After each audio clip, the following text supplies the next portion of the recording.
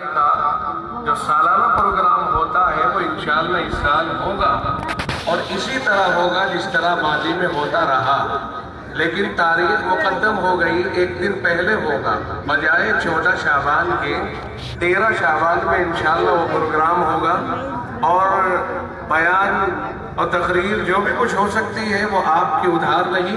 انشاءاللہ وہ تقریر آپ کو اگر زندہ رہے، موقع رہا اور انشاءاللہ موقع رہے گا، ایسا نہیں تو انشاءاللہ وہ لذیذ تقریر وہیں کی جائے گی، انشاءاللہ لمبی تقریر ہوگی۔ یہاں تو حضرت والا کا جو ماحول ہم محسوس کر رہے ہیں، طبیعت اچھی نہیں ہے، ہماری وجہ سے طبیعت کے اندر مزید کوئی بگاڑ آئے تو یہ ہمیں اچھا بھی نہیں لگتا ہے اور کسی کو بھی اچھا نہیں لگے گا، اس لیے حضرت والا کی طبیعت کی رعایت کرتے ہوئے پروگرام کو بہت مختصر وقت میں سمیٹا جا رہا ہے۔ میں قرآن کریم کی آیت پڑھی، آیت کا ایک حصہ پڑھا ابتدائی۔ اللہ کا ارشاد گرامی ہے وَاعْتَصِمُوا بِحَبْلِ اللَّهِ جَمِيعًا۔ ذرا سا اگر توجہ ہوگی تھوڑی سی دیر میں چند باتیں آپ تک پہنچائی جائیں گی۔ اللہ کا ارشاد گرامی ہے وَاعْتَصِمُوا بِحَبْلِ اللَّهِ جَمِيعًا، تم سب اللہ کی رسی کو مضبوطی کے ساتھ پکڑ لو، اچھی طرح تھام لو۔ اللہ کی رسی کیا ہے؟ یہ جو اللہ نے ہمیں دین عطا فرمایا ہے قرآن کریم کی شکل میں، جناب محمد رسول اللہ صلی اللہ علیہ وسلم کے اوپر جو اللہ نے قرآن کریم نازل فرمایا ہے، آپ کو نبی بنایا ہے اور وقتی طور پر نہیں بلکہ ہمیشہ کے لیے، قیامت تک کے لیے آپ کی نبوت کو عام کر دیا ہے۔ اللہ نے فرمایا اللہ کی رسی کو مضبوط پکڑ لو، یعنی جو وحی رسول اللہ صلی اللہ علیہ وسلم کو عطا کی گئی ہے اسے سب کے سب مضبوطی سے تھام لو، اسی کے اوپر عمل کر لو۔ کوئی ایک بھی ایسا فرد نہ رہے جو اللہ کے قرآن پر عمل کرنے والا نہ رہے، ہر فرد کو اللہ کے کلام پر عمل کرنے والا بن جانا چاہیے۔ اور دیکھو اللہ نے اپنے کلام کو رسی سے تعبیر فرمایا ہے، اللہ کی رسی کو مضبوطی کے ساتھ تھام لو۔ آپ اور ہم سب ایسے علاقوں میں رہتے ہیں کہ جہاں اس کو سمجھنا بڑا آسان ہے۔ کنویں کے اندر اگر کوئی گر جائے اور اوپر سے اس کے پاس کوئی رسی چھوڑی جائے اور اس سے کہا جائے کہ تو اسے مضبوط پکڑ لے اور ہم تجھے اوپر کو کھینچتے ہیں، تو اس کی ذمہ داری اپنی جان بچانے کے لیے یہ بنتی ہے کہ وہ رسی کو مضبوطی کے ساتھ پکڑے اور درمیان میں چھٹنے نہ دے۔ اگر چھٹ جائے گی تو گر جائے گا، اور اب اگر گرے گا تو ہو سکتا ہے کہ پہلا گرا ہوا تو بچ گیا، اب گرا ہوا شاید نہ بچ پائے۔ اس لیے قرآن کریم کو اللہ رب العزت نے دنیا میں بھیج کر کے تعبیر یوں فرمایا کہ یہ اللہ کی رسی ہے، اسے مضبوط پکڑ لو اور اس کے سہارے وہیں آ جاؤ گے جہاں سے رسی گئی ہے، یعنی اللہ کا کلام اللہ کے پاس سے آیا ہے۔ جو اللہ کے کلام سے جڑ جائے گا اللہ تعالیٰ کے پاس چل کر کے آ جائے گا، اللہ تعالیٰ اسے اپنا مخصوص بندہ بنا لے گا اور اپنی رضا اس کو عطا فرمائے گا، جنت کی شکل میں اللہ اس کو اپنی رضا نصیب فرمائے گا۔ آج کا یہ پروگرام اسی مناسبت سے ہے بھی، 4 بچوں نے یہاں قرآن کریم پورا کیا ہے۔ ماشاءاللہ ہمارے شہر میں جو شاخیں ہمارے ادارے کی جامعہ کی چل رہی ہے، ان شاخوں میں یہ شاخ جنت مسجد والی بہت نمایاں کردار ادا کر رہی ہے، اور یہاں سے جب سے یہ مولوی صاحب یہاں امام بنے ہیں، امام تو در حقیقت پہلے سے ہمارے حضرت ہی ہے، لیکن حضرت نے جب سے یہاں ان کا انتخاب فرمایا ہے، بس حضرت کی نظر انتخاب اور حسن انتخاب کیا کہ پورے محلے میں انہوں نے حافظوں کی برسات لگا دی ہے۔ ہر سال کئی حافظ تیار ہو رہے ہیں اور پڑھانے کا ایک بہت ہی حسین انداز، صبح سویرے جو طریقہ ہوا کرتا ہے قرآن کریم کے حفظ کا اور حفظ کرانے کا، وہ طریقہ ان کے پاس بہت اچھی طرح سے ہے۔ فجر سے پہلے سے بچوں کو لے کر کے بیٹھ گئے اور پھر ان کا سبق سنا. چونکہ سویرا کا سبق مضبوط بھی ہوتا ہے، جلدی بھی یاد ہوتا ہے اور دیر تک یاد رہتا ہے اور وقت بھی بچتا ہے. بعد میں پھر پارہ یاد کرتے ہیں اور دوسری چیزیں یاد کرتے ہیں. تو یہ ترتیب جو سلیقے کے ساتھ ان کی چل رہی ہے اس محلے کے اندر، اس سلیقے نے بہت سارے حفاظ تیار کر دیے ہیں. بڑے خوش نصیب ہیں اہل محلہ جو انہیں اللہ کے دین کی خدمت کا موقع دے رہے ہیں اور ان سے فائدہ اٹھا رہے ہیں. اور میں تو یہ کہوں گا کہ ان کی جتنی زیادہ سے زیادہ قدر ہو اتنی کرنی چاہیے، کیونکہ انہوں نے ہمارے بچوں کو اس لائن کے اوپر لگا دیا کہ شاید اگر ہم چاہتے تو مشکل ہو جاتا ہمارے لیے. نزدیک سے اپنے گھر سے آتے ہیں، نہ بچے کے بھاگنے کا ڈر، نہ بچے کے گم ہونے کا ڈر، نہ بچے کا کارکردگی کے پتہ نہ چلنے کا ڈر. ہر چیز ہماری نگاہوں کے سامنے آئینہ بنی ہوئی ہے. تو اس مسجد سے جو یہ کردار ادا ہو رہا ہے اور بہت ہی اچھا ہے، بہت ہی عمدہ ہے. ہم شکر گزار ہیں جناب مولانا ساجد صاحب کے بہت کہ انہوں نے شاخ جامعہ کو بہت ہی زیادہ حسن و جمال عطا کر رکھا ہے اور اس شاخ کا نام روشن کر رکھا ہے. اس لیے انہیں اس قدر کی نگاہ سے دیکھا جانا چاہیے اور ان کی عزت و حرمت کے اندر ہم چاہیں کہ ہماری طرف سے اضافہ ہمیشہ رہنا چاہیے. جن بچوں کے ماں باپ نے اپنے بچے انہیں عطا کیے اور قرآن کریم کے حافظ بن گئے، بہت ہی مبارکبادی کے قابل ہیں. اشعار میں تو سنتے ہیں کہ صاحب بڑے خوش نصیب ہے وہ کہ جن کا بچہ حافظ قرآن ہو گیا. تو یہ صرف جھومنے کے لیے نہیں ہے، سچائی یہ ہے کہ خوش نصیب ہی ہے وہ لوگ کہ جن کے بچے قرآن کریم کے حافظ ہو گئے. کیوں نہ خوش نصیب ہو کہ قرآن اللہ کا کلام ہے اور کلام الہی جس سے جڑ جاتا ہے اور متعلق ہو جاتا ہے اسے افضل ہونا ہی ہونا ہے. قرآن ایک کاغذ کے اوپر چھپ جاتا ہے تو کاغذ بھی افضل ہو جاتا ہے، اسے بغیر طہارت کے چھونا جائز نہیں. یہی قرآن اگر انسان کے سینے میں اتر جاتا ہے وہ انسان بھی دوسرے انسانوں میں افضل ہو جاتا ہے.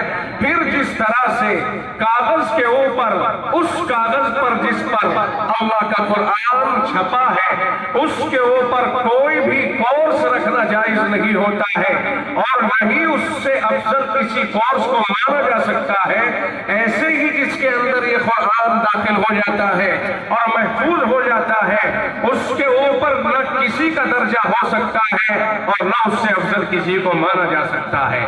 یہ فضیلت اپنی اپنی ہے جو اللہ نے قرآن کریم کے ذریعے سے ان لوگوں کو عطا فرمائی ہے جن کے سینوں میں قرآن کریم اتر گیا ہے.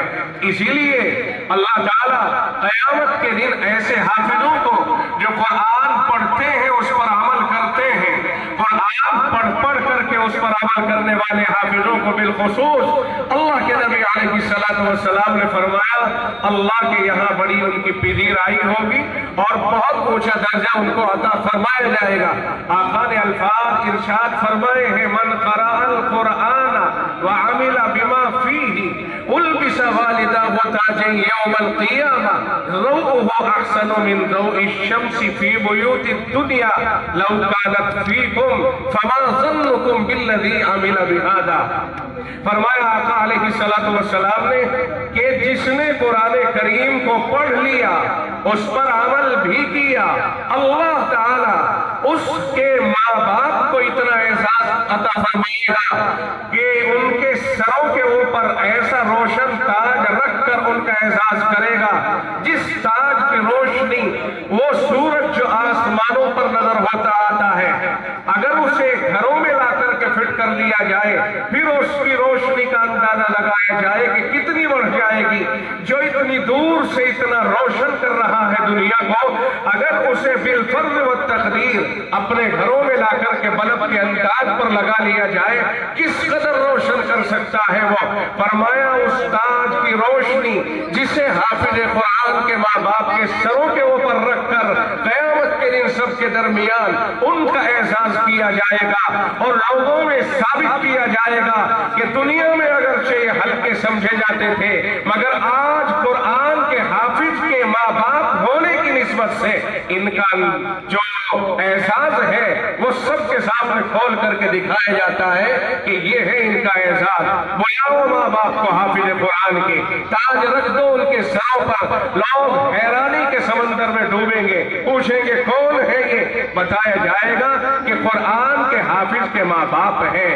اللہ کے نبی علیہ السلام نے یہ فرما کر کے پھر تجزیے کے طور پر فرمایا فما ظنکم بالذی عمل بہذا، ارے بھائی جس کے ماں باپ کے اعزاز کا یہ عالم ہوگا، تمہارا کیا خیال ہے کہ جس نے قرآن کو پڑھ کر کے عمل کیا اس کے اعزاز کا کیا عالم ہوگا، اسے کتنا اعزاز دیا جائے گا؟ ایک دوسری حدیث میں آقا نے فرمایا من قرأ القرآن وحفظه ادخلہ اللہ الجنت وشفعہ فی عشرۃ من اہل بیتہ کلہم قد استوجب النار۔ آقا نے فرمایا کہ جس نے قرآن کریم کو حفظ کر لیا اللہ تعالیٰ اس کو جنت میں داخل فرمائے گا۔ یہ تو طے ہے کہ اسے جنت میں داخلہ ملے گا، لیکن اللہ تعالیٰ اس کی سفارش سے اس کے گھرانے اور خاندان کے 10 ایسے افراد کو بھی جنت میں داخل فرمائے گا جن کے اوپر اللہ نے ان کی بدعملیوں کی وجہ سے جہنم کو واجب کر دیا تھا۔ آپ اندازہ لگائیے، جہنم واجب ہو گئی، ایڈوائز نوٹ کٹ گئے، فرشتوں کے حوالے ہو گئے، جاؤ انہیں جہنم میں ڈال دیا جائے، واجب ہے کہ انہیں جہنم میں ڈال دیا جائے، یعنی حقدار ہو گئے وہ اس بات کے کہ انہیں جہنم میں ڈال دیا جائے۔ لیکن یہ حافظ قرآن رب کے دربار میں سفارش کرے گا مولا کریم، یہ جو جہنم میں جانے والے ہیں یہ تو میرے قریبی ہیں، میرے خاندانی ہیں، تو اللہ رب العزت اسے حق عطا فرمائے گا کہ ان میں سے 10 کو تلاش کرو اور 10 کو چھانٹو، اور تمہیں اختیار ہے جن کو چاہو ان میں سے چھانٹ کر 10 افراد کو جہنم کے راستے سے ہٹا کے جنت میں داخل کرو۔ یہ ہے حافظ قرآن کی وہاں کی برکت، یہاں کا احساس، وہاں کا احساس، ہر طرف کا احساس۔ آج کتنے ہی گمنام صحیح علم کی دولت والے آخرت میں یہی سالار نظر آئیں گے۔ اللہ تبارک و تعالیٰ نے ان کا اعزاز یوں ہی نہیں فرمایا، اس لیے فرمایا ہے کہ قرآن جو اللہ ہی کا کلام ہے، اللہ ہی کے اندر سے نکل کے آیا ہے، اللہ ہی نے اس کا تکلم فرمایا ہے، رب کا کلام ان کے اندر اتر گیا، اس کی برکت سے اللہ نے ان کے مقام کو بلند و بالا کر دیا ہے۔ ایک حدیث اور سناؤ اور بات کو ختم کیا جائے۔ آقا نے ارشاد فرمایا کہ یقال لصاحب القرآن اقرأ وارتقی ورتل کما کنت ترتل فی الدنیا فإن منزلك عند آخر آیت تقرأها او کما قال علیہ الصلاۃ والسلام۔ فرمایا قیامت کے دن قرآن کریم کے حافظ کو بلایا جائے گا، یعنی پہلے آپ تصور کیجئے کہ پورا محشر، پوری کائنات کے افراد، اولین و آخرین، آدم علیہ السلام سے لے کر آخری پیدا ہونے والے انسان تک محشر بپا ہوگا، جمع ہوں گے، اور وہاں پر ایک قرآن کریم کے حافظ کا احساس کرتے ہوئے، یہ ایک سے مراد یہ نہیں کہ ایک ہی، بلکہ قرآن کے حافظ ایک نہیں ان ایک، جتنے قرآن پڑھنے والے ہیں ان کا احساس کیا جائے گا، اور یوں کہا جائے گا کہ یہاں آؤ اور قرآن کریم پڑھنا شروع کرو، اور یہ جنت کھلی ہوئی ہے، پڑھتے چلے جاؤ، جنت میں چڑھتے چلے جاؤ، اور قرآن ایسے پڑھنا جیسے تم دنیا کے اندر ٹھہر ٹھہر کے اچھی طرح صاف صاف قرآن کریم پڑھا کرتے تھے، اور اس انداز میں پڑھتے چلے جاؤ اور جنت میں چڑھتے چلے جاؤ۔ فرمایا اللہ کے نبی علیہ السلام نے کہ اللہ کے یہاں پر اس دن یوں فرمایا جائے گا ان کو اختیار دیتے ہوئے فَإِنَّ مَنْزِلَكَ عِنْدَ آخِرِ آیَةٍ تَقْرَؤُهَا، فرمایا تمہارا ٹھکانہ جنت میں وہیں تک ہو جائے گا، یعنی جنت تمہارے نام کر دی جائے گی وہیں تک کی جہاں تک تم پڑھتے پڑھتے قرآن کریم چلے جاؤ گے، اور جہاں تمہاری آخری آیت ہوگی، یعنی ادھر سے بسم اللہ سے شروع کیا، الحمد سے شروع کیا، سورہ ناس تک پہنچ گیا، فرمایا آخری آیت جہاں تک ہوگی وہیں تک جنت تمہارے حوالے کر دی جائے گی، تم اس जन्नत के मालिक बना दिए जाओगे। हाफिज कुरान को अल्लाह इस तरह इनाम अता फरमा रहा है, उनका एहसास कर रहा है, उनकी सिफारिशें कबूल फरमा रहा है। तो ऐसे मुनासिब मौके और ऐसे फजाइल हासिल करने के लिए हमें बेताब हो जाना चाहिए, कोशा रहना चाहिए कि कम अज कम हम नहीं तो हमारी औलाद के अंदर कुरान करीम के हाफिज बनने चाहिए। और ये जहन से निकाल दिया जाए कि ये मुल्लागिरी की जाती है, ये मुल्लागिरी जिसे हम यूं समझते हैं कि ये दूसरों के टुकड़ों पे पलने वाले मौलवी हैं, इन्हें इमाम बना दिया जाए तो अहले महल्ला से खाना लगाया जाता है, तब इनका मसला हल होता है। यह गलत फहमी है। अगर कोई इस तरह हल्की निगाह से इनके ऊपर नजर डालता है और इन्हें हल्के में लेता है तो लाख मर्तबा अपने दिल में झांक करके देखे कि ईमान मखदूश हो रहा है। अपने ईमान की खैर मनाए। कुरान का जिससे ताल्लुक होता है वो हल्का नहीं होता, वो भारी आदमी पर भी भारी हो जाता है। और आखिरी बात कह के अपनी बात को खत्म करूं। लोग कहते हैं आला तालीम याफ्ता है ये, लोग कहते हैं आला तालीम की तरफ हमें तवज्जो देनी चाहिए। मैं पूछता हूं कुरान से आला कौन सी किताब है माशरे के अंदर? है कोई जो मुझे ये बताए कि कुरान से आला कोई किताब है? फिर कुरान से हट करके दूसरी तालीम हासिल करने वाले आला तालीम याफ्ता अगर कहलाए तो ये कुरान का अपमान नहीं और तौहीन नहीं है तो फिर क्या है? इसलिए आला तालीम याफ्ता तो कुरान की तालीम हासिल करने वाला और कुरान का तालीम याफ्ता ही कहला सकता है। इसके सिवा दूसरे को आला तालीम याफ्ता नहीं कहा जा सकता। वो तालीम याफ्ता तो है लेकिन आला तालीम याफ्ता नहीं। आला तालीम याफ्ता तो कुरान को पढ़ने वाला ही है। क्योंकि मैं नहीं कहता आमना का लख्ते जिगर इमामुल अंबिया सरवर रसूला सल्लल्लाहु अलैहि वसल्लम का इरशाद गिरामी है। आपने फरमाया खैरुकुम मन तअल्लमल कुरान व अल्लमा। तुम में आला तालीम याफ्ता और आला मकाम का हामिल वो है जो कुरान करीम को पढ़े और पढ़ाए। जिस बात को मेरे आका ने फरमा दिया उसके खिलाफ दुनिया की कोई मेजॉरिटी कहे हम उसे तस्लीम न करें और नहीं किया जा सकता है। अल्लाह हम सबको हिफ्ज़ कुरान की तरफ रग़बत अता फरमाए और अपने बच्चों को कुरान की तालीम ज़्यादा से ज़्यादा हासिल करने की तौफीक अता फरमाए। व आखिरु दावाना अनिल हम्दुलिल्लाह।